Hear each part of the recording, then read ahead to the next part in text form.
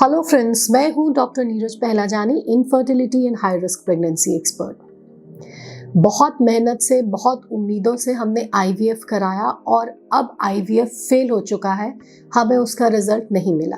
तो ऐसे में क्या करना चाहिए? क्यों आईवीएफ फेल होते हैं?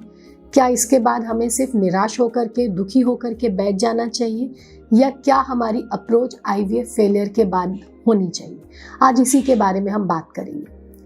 वो कपल जो बच्चा चाहता है, आईवीएफ के लिए खर्चा करता है, इतने इंजेक्शंस लगाता है, अपना पर्सनल और प्रोफेशनल टाइम को कॉम्प्रोमाइज़ करके इस ट्रीटमेंट को कराता है, तो अगर आईवीएफ फेल हो जाता है तो ऐसे में निराश होना एक बहुत साधारण सा ह्यूमन इमोशन है, एक प्रक्रिया है जिससे हर किसी को निकलना पड़ता है। आईवीएफ फेलियर के अगर हम कारण को जानने की कोशिश करते हैं तो 90% केसेस में अगर आईवीएफ फेल होता है तो उसका रीज़न होता है पुअर एम्ब्रायो क्वालिटी, यानी कि जो भ्रूण विकसित हुआ है उसका क्वालिटी अच्छा नहीं है। ज़्यादातर केसेस में अगर एम्ब्रायो क्वालिटी पुअर होती है तो एम्ब्रायो ट्रांसफ़र ही कैंसिल कर दिया जाता है। आपके डॉक्टर्स आपको बता देंगे कि एम्ब्रायो का क्वालिटी पुअर है, ऐसे में अगर आप ट्रांसफ़र करेंगे तो डेफिनेटली रिजल्ट्स नहीं मिलेंगे। तो ये ट्रांसपेरेंसी, एक ये पारदर्शिता, एक ट्रस्ट फैक्टर आपके और आपके डॉक्टर के बीच में होना चाहिए कि अगर इस तरीके का कुछ भी इवेंट हो रहा है तो आप तक क्लियरली पहुंचाया जाए, पुअर क्वालिटी एम्ब्रायो को ट्रांसफ़र नहीं करना चाहिए। लेकिन ये बात भी उतनी सच है कि सभी एम्ब्रायोज जो दिखने में अच्छे हैं वो अंदर से भी अच्छी क्वालिटी के होंगे, ऐसा नहीं होता है। दिखने में अच्छे एम्ब्रायोज भी इंटरनली पुअर क्वालिटी के हो सकते हैं।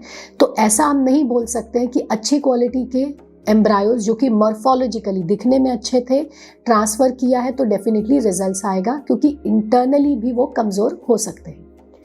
सेकंड जो मोस्ट कॉमन रीज़न होता है आईवीएफ फेलियर का, वो होता है poor quality of gametes. Poor quality gametes मतलब आपने पूरा प्रोसेस कराया, लेकिन एग रिट्रीवल, जब अंडा निकालने की बारी आई तब पता चलता है कि अंडे की क्वालिटी बहुत ख़राब है या स्पर्म क्वालिटी बहुत ख़राब आई है। ऐसे में अगर आप फर्टिलाइजेशन कराते हैं, यानी कि अंडे और स्पर्म को जब मिलाने का प्रोसेस होता है, तो फर्टिलाइजेशन फेलियर के चांसेस बहुत ज़्यादा हो जाते हैं कि भ्रूण बनेगा ही नहीं, या अगर भ्रूण बनेगा तो उसकी क्वालिटी ख़राब होगी। इस वजह से आपके आईवीएफ फेल हो सकता है। Third, aged egg. Aged egg का मतलब होता है कि जैसे जैसे महिलाओं की उम्र बढ़ती चली जाती है, अंदरूनी उनके अंडे भी कमज़ोर होते चले जाते हैं। एडवांस एज में अगर आप आईवीएफ कराते हैं तो आपके नंबर ऑफ एग्स, यानी कि अंडों की मिलने वाली संख्या भी कम रहती है। कई बार ऐसा होता है कि दिखने में भी अंडे खराब होते हैं, लेकिन बहुत बार ऐसा भी होता है कि दिखने में तो ये अंडे ठीक रहते हैं, आपको एक अच्छा दिखने वाला भ्रूण भी बना करके देते हैं, लेकिन अंदर से ऐसे विकसित एम्ब्रायोज में बहुत सारी क्रोमोसोमल एबनॉर्मेलिटीज़ होती हैं, अंदरूनी ये कमज़ोर रहते हैं, जिसकी वजह से आपके आईवीएफ फेल हो जाते हैं। तो अक्सर अगर एडवांस एज में अगर आप खुद के एग से आईवीएफ कराते हैं तो वो भी एक बहुत बड़ा रीज़न हो सकता है आईवीएफ फेलियर का। Fourth, lifestyle changes. अगर आईवीएफ से पहले, आईवीएफ के दौरान आपका लाइफस्टाइल गड़बड़ रहा है तो ये आपके आईवीएफ पे भी असर कर सकता है। इसलिए हम ये सलाह देते हैं कि आईवीएफ कराने से कम 2-3 महीने पहले आप अपने लाइफस्टाइल में सुधार ले आइए। अगर आप स्मोकिंग करते हैं, ये बात लागू होती है दोनों पार्टनर्स पे, तो आप स्मोकिंग कम से कम 2-3 महीना पहले करना बंद कर दीजिए। अगर आप ओवरवेट या अंडरवेट हैं तो 2-3-4 महीना पहले कोशिश करिए कि आप एक अप्रोप्रिएट वेट में हो आईवीएफ के दौरान। इनफैक्ट वो लेडीज़ जिनका वेट बहुत ज़्यादा होता है, अगर वो 10% भी अपने वज़न में गिरावट लाती हैं तो आईवीएफ का सक्सेस रेट भी बढ़ जाता है, और साथ ही साथ प्रेगनेंसी के दौरान होने वाली कॉम्प्लिकेशंस भी बढ़ जाती हैं। स्ट्रेस फ्री रहिए, क्योंकि रिप्रोडक्टिव सिस्टम का जो भी कंट्रोल है वो हमारे ब्रेन के साथ में होता है। तो अगर आप स्ट्रेसफुल रहेंगे तो हो सकता है कि हमारा रिप्रोडक्टिव सिस्टम में जो हार्मोन्स हैं उनका इम्बैलेंस हो जाए, डिसफंक्शन हो जाए, जिसके चलते आपका रिस्पॉन्स जो है टुवर्ड्स मेडिसिन, ओवेरियन स्टिमुलेशन, वो अच्छा ना आए। तो जहाँ तक हो सके स्ट्रेस फ्री रहिए और एक अच्छे लाइफस्टाइल को फॉलो करिए। अंत में कई बार क्या होता है, आपके एग्स भी अच्छे मिले, आपके स्पर्म्स भी अच्छे रहे, आपने कोई लापरवाही नहीं करी, मेडिसिन सब अच्छा लिया, एम्ब्रायोज अच्छे बने, एम्ब्रायो क्वालिटी में कोई प्रॉब्लम नहीं थी, ट्रांसफ़र भी बहुत अच्छे से हो गया, फिर भी आपका रिजल्ट नहीं आया। तो ऐसे में कई बार प्रॉब्लम होती है बच्चेदानी के अंदर डेवलप होने वाले उस बेड की जिसमें प्रेगनेंसी टिकती है, इसे हम बोलते हैं एंडोमेट्रियम। एंडोमेट्रियम अगर दिखने में गड़बड़ है, यानी कि उसकी अगर मोटाई ठीक नहीं है, उसका पैटर्न ठीक नहीं है, उसमें खून की सप्लाई ठीक नहीं है, तो ज़्यादातर ऐसे केसेस में एम्ब्रायो ट्रांसफ़र किया ही नहीं जाता है, इसे कैंसिल कर दिया जाता है।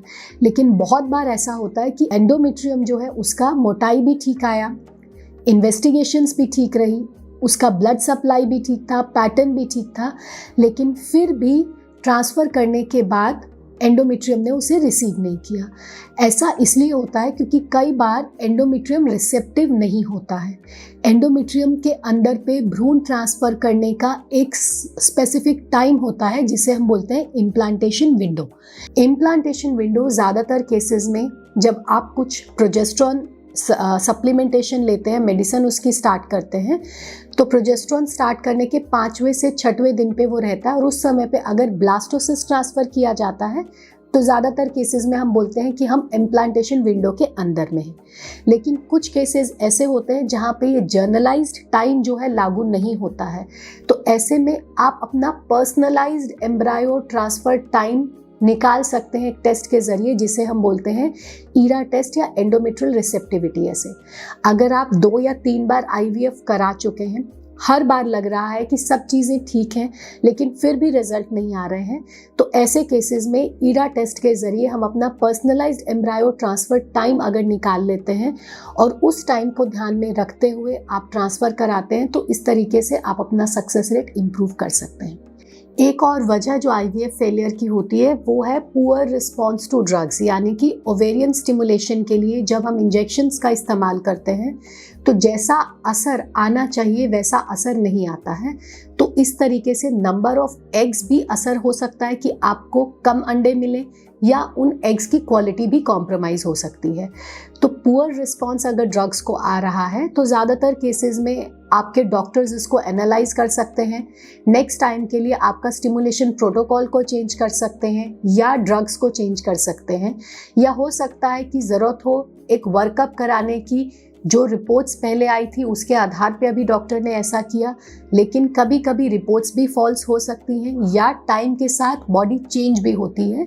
तो इस तरीके से लुक बैक करके सिचुएशन को फिर से एनालाइज करके आपके डॉक्टर्स आपके ट्रीटमेंट प्रोटोकॉल में थोड़ा सा चेंज ला सकते हैं।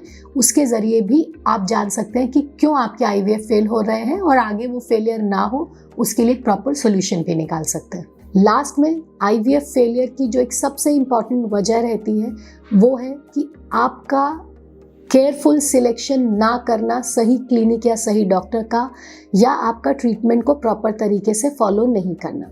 तो आप जब भी IVF कराएं तो कम से कम 3 सवालों के जवाब बहुत क्लियरली अपने दिमाग में ले लें। क्या वाकई में ही आपको IVF की ज़रूरत है? अगर आपको IVF की ज़रूरत है तो जो क्लिनिक या डॉक्टर आपने चुना है वो आपके लिए एक क्वालिटी ट्रीटमेंट प्रोवाइड करने के लिए सक्षम है या नहीं, आपको अपने हर सवालों के जवाब प्रॉपरली मिल रहे हैं या नहीं, और थर्ड, जो इंस्ट्रक्शंस डॉक्टर ने आपको ट्रीटमेंट के दौरान दी हैं तो वो आपको प्रॉपर तरीके से फॉलो करनी है। ये एक कॉमन वजह होती है IVF फेलियर की। तो इन सब बातों को अगर आप ध्यान में रखते हैं तो काफ़ी सारे केसेस जहाँ पे पहले IVF फेल हो चुका है, आप डॉक्टर से अगर ये सब चीज़ें डिस्कस कर सकते हैं, उनसे खुल के बात करते हैं, तो कोई ना कोई सोल्यूशन निकाल करके आप आगे ज़रूर बढ़िए और आगे अपने IVF को सक्सेसफुल आप कर सकते हैं।